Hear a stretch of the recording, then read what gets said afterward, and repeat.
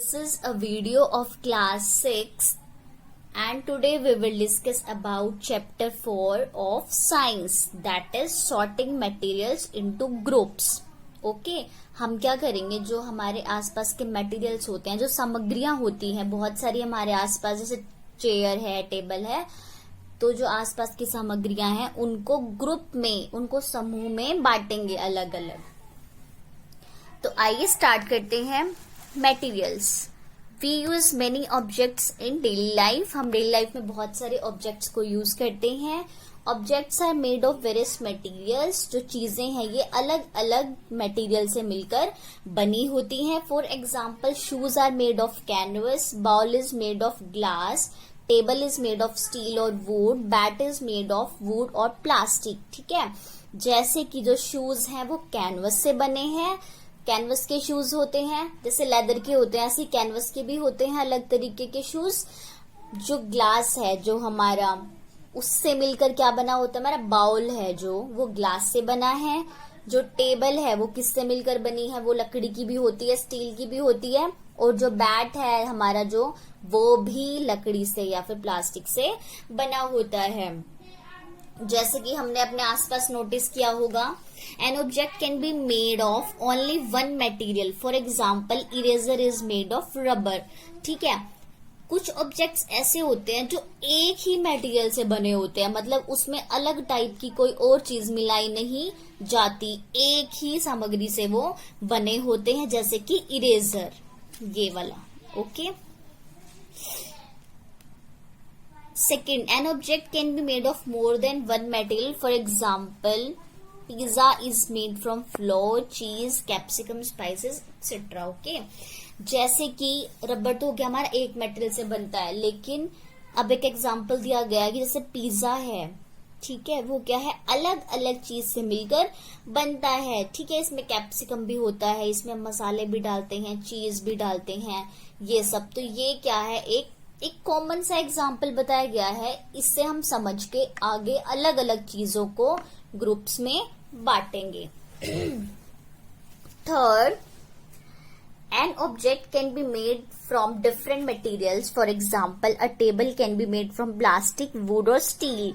लेकिन कोई कोई चीजें ऐसी होती हैं जो अलग अलग चीजों से बनाई जा सकती हैं, जैसे कि जो टेबल है वो प्लास्टिक से भी बन सकता है, वुड से या फिर स्टील से भी बन सकता है। Okay, activity 1, write the names of objects that are made from the following same type of materials. Okay, हमें ये बताना है कि मटेरियल है, इससे मिलकर कोई चीज बनती है, हमें वो यहाँ पर लिखनी है। जैसे कि मैं आपको एक करके दिखा देती हूँ, जैसे वुड है, ठीक है, वुड से मिलकर क्या बनता है हमारा, जैसे कि एक एग्जांपल ले लेते हैं, टेबल है, ठीक है, तो एक टेबल भी बनती है वुड से। तो ऐसे ही हमें पेपर से मिलकर जो बनता है, क्लॉथ से, प्लास्टिक से, ऐसे हमें लिखना है। ठीक है, states of matter, anything that has mass and occupies space is called matter. कोई भी चीज जिसका कोई द्रव्यमान है, मतलब कोई भार है, कोई वेट है जिसका, और जो स्पेस घेरती है, जो चीज जगह घेरती है, जैसे कि आप ये बुक ही ले लीजिए या फिर कोई भी चीज है जो जगह घेरती है और जिसका कुछ ना कुछ वेट जरूर हो, वो क्या कहलाती है, matter. Matter is made up of tiny particles called molecules. और जो मैटर है वो किससे मिलकर बना होता है, छोटे छोटे पार्टिकल्स से, और उन छोटे छोटे पार्टिकल्स को हम बोलते हैं molecules. Matter can be classified into 3 state, solid, liquid and gas. अब हम देखते हैं कि जो मैटर जिसके बारे में हमने पढ़ा, पदार्थ जो है, वो कैसे क्लासिफाई कर सकते हैं, उसको 3 चीजों में क्लासिफाई कर सकते हैं, उसको डिवाइड कर सकते हैं, सॉलिड, लिक्विड और गैस। सॉलिड में क्या होता है, molecules are closely packed, that is why solids are rigid and have a definite shape. A solid substance also has a definite mass and volume. Okay, अब इसमें क्या है, जो सॉलिड मॉलिक्यूल्स होते हैं वो उसके अंदर, एक जो सॉलिड मैटर है उसके अंदर जो मॉलिक्यूल्स हैं ये वो क्लोजली पैक्ड होते हैं, आपस में बहुत ही टाइटली पैक्ड होते हैं, तब जाके वो एक ठोस चीज बनाते हैं। ठीक है, और जो सॉलिड है वो बहुत ही टफ होता है, रिजिड होता है और इसकी एक डेफिनेट शेप भी होती है। जैसे कि इसकी शेप क्या है, ठीक है, क्यूब है, ठीक है, सर्कल हो, सर्कल में भी हो सकता है, कोई चीज सॉलिड है जैसे सर्कल में हो, या फिर स्क्वायर में किसी में भी हो सकता है। तो इनकी एक शेप होती है, डेफिनेट शेप, ठीक है। और सॉलिड जो है उनका कोई ना कोई मास और वॉल्यूम जरूर होता है, उनका कोई ना कोई द्रव्यमान होता है, कोई ना कोई घनत्व होता है उनके अंदर। Liquids are made of loosely packed molecules a definite mass and volume, but it does not have any definite shape. Liquids are not rigid like solids. Okay, liquid में क्या होता है, सबसे पहली बात तो जो ये molecules हैं ये loosely packed हैं, थोड़ा सा एक दूसरे से दूर हैं, हल्के से एक दूसरे से अटैच्ड हैं, ठीक है, जल्दी से टूट सकते हैं। और इसमें क्या होता है, इनका एक मास और वॉल्यूम तो होता है लेकिन इनकी कोई शेप नहीं होती। लिक्विड जैसे पानी है, पानी की कोई शेप होती है, नहीं होती। पानी को हम जैसे भी बॉटल में, ग्लास में जैसे भी डाल लेते हैं उसी शेप का वो हो जाता है। इसी टाइप से इनकी भी कोई शेप नहीं होती और ना ही ये ठोस होते हैं। Gases are made of molecules which are far apart. They move about very quickly. Matter in its gaseous state does not have a definite shape or volume.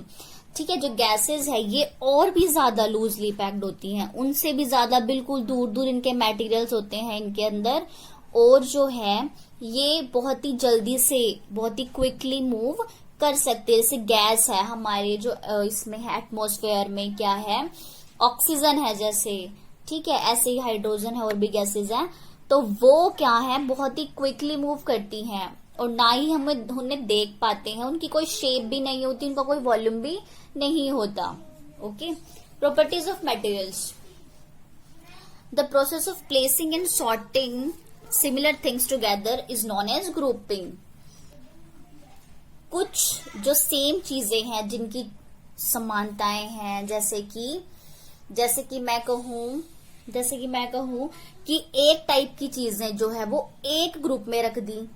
जैसे कि आपकी क्लास है, ठीक है, क्लास में कुछ बच्चे हैं, तो उन बच्चों को मैं कहूं कि जो बच्चे मैथ्स को पसंद करते हैं उनको मैं एक ग्रुप में डाल दूं, जो इंग्लिश को पसंद करते हैं उनका एक अलग समूह, अलग ग्रुप बना दूं। इस तरीके से जो मैटर है इनको भी इनकी प्रॉपर्टीज के बेसिस पे कि जो सेम है उनको अलग अलग ग्रुप में रखा गया है, ठीक है। तो जो ये प्रोसेस, ये जो प्रक्रिया है किसकी, जो मटेरियल्स है उनको एक साथ रखने की, सेम मटेरियल्स को एक साथ रखने की, क्या कहलाती है, grouping. Materials are generally grouped on the basis of their properties, उनकी प्रॉपर्टीज के बेस पे कि कैसा उनका कलर है, बड़े हैं या छोटे हैं, हार्ड है या सॉफ्ट है, इस टाइप से। इसके बारे में हम आगे पढ़ेंगे। Classification is the method of grouping objects on the basis of certain similarities and dissimilarities. Okay? इसको क्या करते हैं, क्लासिफिकेशन क्या होता है, एक ऐसा मेथड होता है जिनमें हम चीजों को अलग अलग समूह में बांटते हैं, उनकी सिमिलैरिटीज और डिससिमिलैरिटीज को देखते हुए, कि जैसे कि जो सिमिलर हैं, मैटर जो सिमिलर है उनको एक ग्रुप में रखते हैं, और जो डिससिमिलर है, जिनकी सिमिलरिटी नहीं है कोई, उनको अलग ग्रुप में रखते हैं। ओके, प्रॉपर्टीज पढ़ेंगे अब। अपीयरेंस क्या होता है, दिखना, सामने से कैसे कोई दिख रहा है, तो उसको जो है अपीयरेंस में मटेरियल्स जो है can have different properties like colour, lustre and texture. Material के दिखने में अलग प्रॉपर्टी हो सकती है, जैसे कि कलर, लस्चर और टेक्सचर उनका कैसा है, इसके बारे में हम आगे पढ़ेंगे। Colour, natural materials have their characteristic colours, man-made materials can be given any colour.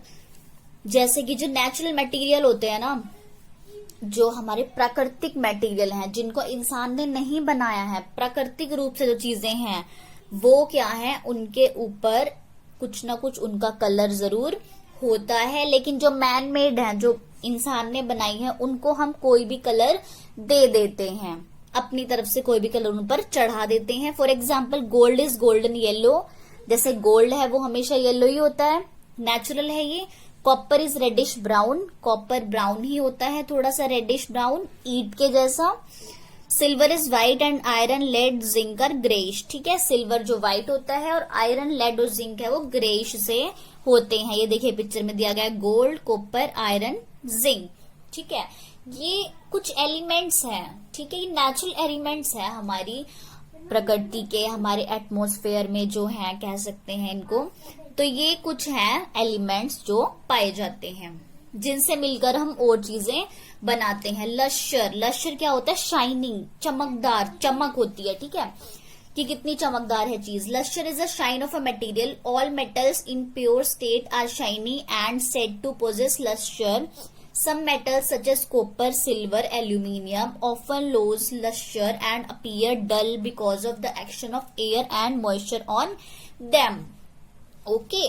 अब कुछ चीजें ऐसी हैं जो शाइन करती हैं, चमकती हैं अपने आप ही। ठीक है, उनकी जो प्योर स्टेट होती है, उनकी जो शुद्ध स्टेट होती है, उसमें तो वो चमकते हैं। लेकिन अगर उसमें कुछ मिलावट हो जाती है तो वो चमकना थोड़ा सा कम कर देते हैं। जैसे कुछ मेटल्स हैं, कुछ धातुएं हैं, कॉपर, सिल्वर, एल्यूमिनियम जो है वो लश्यर, अपनी जो चमक है उसको खो देते हैं। कैसे खो देते हैं? जब वो हवा के कांटेक्ट में आ जाते हैं, उनके ऊपर जो है एयर जब रिएक्ट करती है, नमी या फिर एयर की वजह से जो है वो डल हो जाते हैं। जैसे कि सोने के गहने होते हैं हमारे घर में, हमारी मदर के होते हैं, तो उनमें क्या होता है, काफी टाइम बाद एयर और मॉइस्चर, नमी की वजह से वो जो है उनके ऊपर परत चढ़ जाती है, उनकी शाइनिंग चली जाती है, वो बिल्कुल डल हो जाते हैं। ठीक है, जैसे गोल्ड के मटेरियल जो है वो, तो उसमें क्या होता है, फिर हम उसको, उसकी शाइनिंग वापस लाते हैं, तो कुछ ना कुछ जो है हमारा वो उस पर करते हैं उसकी शाइनिंग वापस लाने के लिए। ठीक है, उसकी साफ सफाई करते हैं अच्छे से, उसके ऊपर जो परत चढ़ गई है एयर और मॉइस्चर की, उसको रिमूव करते हैं। नेक्स्ट आ जाइए, टेक्सचर।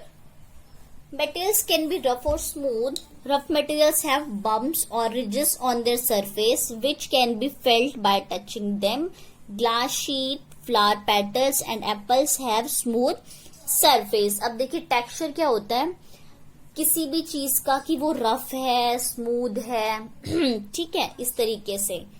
तो कुछ रफ मटेरियल्स होते हैं जिनकी जो बम्प्स और रिजेस जो हैं उनके सरफेस पे वो जो है फील किए जा सकते हैं कि सरफेस पर कोई लाइंस हो या कोई खुरदरापन हो। ठीक है, तो उस तरीके से तो कुछ जो है रफ मटेरियल है उनके ऊपर खुरदरापन होता है जो हम टच करके फील कर सकते हैं। लेकिन कुछ मटेरियल्स होते हैं बिल्कुल स्मूथ, जैसे कि ग्लास शीट। ठीक है, फ्लावर पेटल्स, जो फूल की जो ये पत्तियां होती है, आपने कभी छू के देखा हो इनको, जो ये फ्लावर के पेटल्स होते हैं, ये क्या है, बिल्कुल स्मूथ होते हैं, बिल्कुल स्मूथ। इनके ऊपर कोई इरेगुलरिटी नहीं होती, कोई खुरदरापन नहीं होता। And apples have smooth surface, इन सबका स्मूथ सरफेस होता है। हार्डनेस, ठीक है, कठोरता। अब हमने देखा प्रॉपर्टीज ऑफ मटेरियल्स में कि भाई अपीयरेंस के बेसिस पे वो अलग अलग प्रॉपर्टीज हैं उनकी, कोई कैसा दिखता है, कोई कैसे, कलर के बेसिस पे देखा हमने, शाइनिंग देखी किसमें है किसमें नहीं, टेक्सचर के बारे में पढ़ा। अब हम आते हैं हार्डनेस पे। ठीक है, कि कोई मटेरियल कितना सॉफ्ट है और कितना हार्ड है। Materials which can be scratched और compressed easily are called soft materials, which materials while materials difficult to scratch और compress are called hard materials। ठीक है, जो materials को हमें कंप्रेस करना, ठीक है, कंप्रेस हम बोल सकते हैं, उसको दबाना या उसको स्क्रैच करना, किसी तरीके से उस पर स्क्रैच डालना अगर इजी है तो वो क्या है, सॉफ्ट मटेरियल है। और जो हार्ड मटेरियल है उसके ऊपर उसको दबाना, उसके ऊपर स्क्रैच करना बिल्कुल भी इजी नहीं होता, वो होते हैं हार्ड मटेरियल। एग्जांपल दिए हुए हैं। सॉफ्ट मटेरियल क्या हो गया, चॉक, कैंडल, और हार्ड मटेरियल स्टोन, पत्थर हो गया, मेटल हो गया, वुड एक्सेट्रा। ओके, ये पिक्चर में भी यहाँ पे आपको दिया गया, chalk, candle, stone, would. Diamond is the hardest known material, it can scratch and cut glass. Okay, diamond जो है आज तक का सबसे ज्यादा जो है हार्ड मटेरियल है। ये ग्लास के ऊपर भी कट कर सकता है, कट लगा सकता है, कांच के ऊपर भी ग्लास कट कर सकता है और स्क्रैच कर सकता है। Soluble and insoluble materials, salt is, अब सोल्यूबल और इनसोल्यूबल मेटेरियल्स क्या होते हैं, घुलनशील और अघुलनशील, ठीक है। जो पदार्थ, कुछ पदार्थ होते हैं जो घुल जाते हैं पानी में और कुछ नहीं घुलते, ठीक है। Salt is soluble in water where sand is not soluble in water. जैसे नमक है वो घुल जाता है, अगर हम उसको घोलें तो डालते ही घुल ही जाता है वैसे तो। और जो सैंड है, मिट्टी है, वो बिल्कुल भी नहीं घुलती, वो हमेशा जो है उसकी बॉटम में बैठी रहती है। Substances like salt, sugar that are soluble in water are soluble substances. जो सोल्यूबल होते हैं, जो घुल जाते हैं, उनको कहते हैं सोल्यूबल। जैसे कि ये रहा हमारा सॉल्यूशन, सॉल्ट मिलाया इसमें हमने, ये वाटर लिया, उसमें थोड़ा सा सॉल्ट मिलाया और ये क्या है, सॉल्यूशन बन गया हमारा, जो बिल्कुल घुल गया, जिसका पता ही ना लगे कि उसके अंदर कुछ भी मिला हुआ है। Substances like sand or sawdust that do not mix with water even on stirring are called insoluble substances, ठीक है।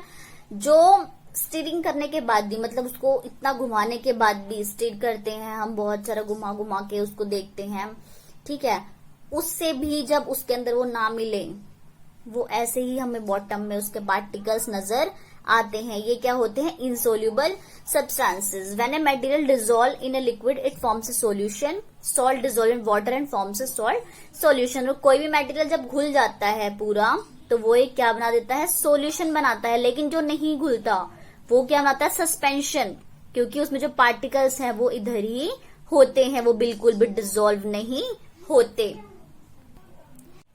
ट्रांसपेरेंसी, ठीक है। ट्रांसपेरेंसी भी एक प्रॉपर्टी है जिसके बेसिस पे हम मैटर को क्लासिफाई कर सकते हैं, ठीक है। Materials through which things can be seen are called transparent. Air, water, glass and some plastics are transparent materials, ठीक है। कुछ मटेरियल्स ऐसे होते हैं जिनके आर पार हम चीजों को देख सकते हैं, जैसे कि हवा है, हवा के आर पार देख सकते हैं, वाटर है, पानी है, या कोई कांच की खिड़की है, कांच है, कोई ग्लास है, जैसे ये दिया वो ट्रांसपेरेंट, इसके आर पार हम बिल्कुल चीजों को देख सकते हैं। ऐसी चीजों को बोलते हैं ट्रांसपेरेंट। क्या बोलते हैं, transparent, okay. Materials through which things can not be seen called opaque. Stone, metals, wood and some plastics are opaque materials. One cannot tell what is kept in a metal container, a closed wooden box or a cardboard cartoon unless written on it. Okay, तो कुछ metals ऐसे होते हैं जिनके अंदर हम कुछ भी नहीं देख सकते, जिनके आर पार बिल्कुल भी देखा नहीं जा सकता, जैसे कि स्टोन है, मेटल है, वुड है, ठीक है, कोई धातु है, पत्थर, लकड़ी, प्लास्टिक। कुछ प्लास्टिक ऐसे होते हैं जो ओपेक होते हैं, उनको क्या बोला जाता है, ओपेक मटेरियल्स। ऐसे मटेरियल्स को बोलते हैं ओपेक, ओके। हम जैसे कि एग्जाम्पल अगर लें तो कोई भी लकड़ी का डब्बा है, जैसे उसके अंदर क्या रखा हुआ है हम नहीं देख सकते, उसके आर पार बिल्कुल भी नहीं देख सकते जब तक उस पर कुछ लिखा ना हो, ठीक है।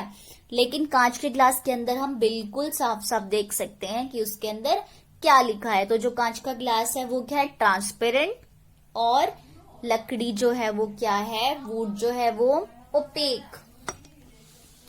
Materials through which objects can be seen but not clearly are called translucent. For example, oily paper, waxed paper and ground glass are the examples of translucent materials, ठीक है।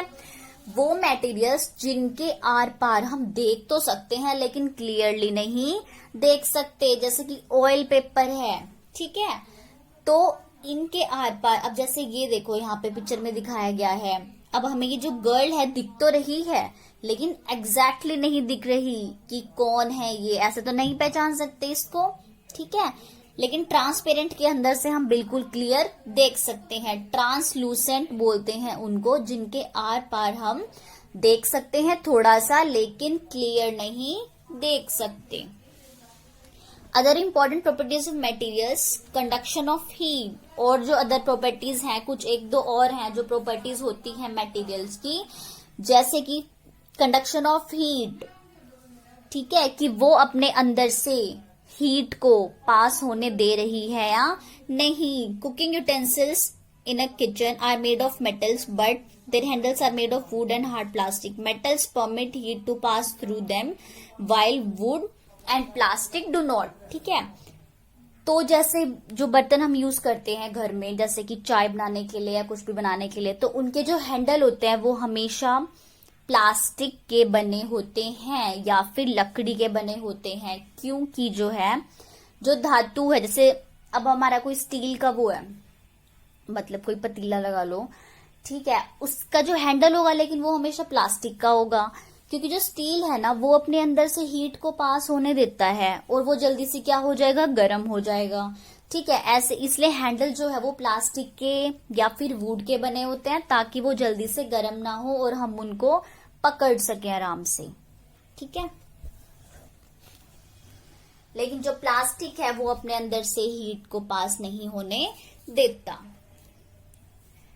अट्रैक्शन टुवर्ड्स मैग्नेट, अब ये भी एक important और एक अलग property है कि मैग्नेट के टुवर्ड्स जो है उनका अट्रैक्शन है या नहीं है, चुंबक है जो उनके टुवर्ड्स। ठीक है, materials that are attracted to a magnet are called magnetic materials, for example iron, nickel and cobalt. ठीक है, जो एलिमेंट मैग्नेट की तरफ, चुंबक की तरफ अट्रैक्ट हो जाते हैं, उनसे चिपक जाते हैं, आपने देखा होगा छोटे छोटे चुंबक से आप कभी खेले भी होगे, है ना, तो उनसे क्या है वो आयरन को अपने अंदर चिपका लेते हैं, निकल कोबाल्ट ये क्या है अट्रैक्ट हो जाते हैं उसकी तरफ से और आपस में चिपक जाते हैं। ठीक है, due to attraction of their different poles. ठीक है, नॉर्थ और साउथ डिफरेंट पोल्स की वजह से वो अट्रैक्ट हो जाते हैं। लेकिन अगर सेम पोल हो, जैसे कि नॉर्थ और साउथ दो पोल होते हैं, अगर सेम पोल है तो वो एक दूसरे को रिपेल करेंगे, दूर भगाएंगे, और अगर अलग अलग है नॉर्थ और साउथ तो वो एक दूसरे को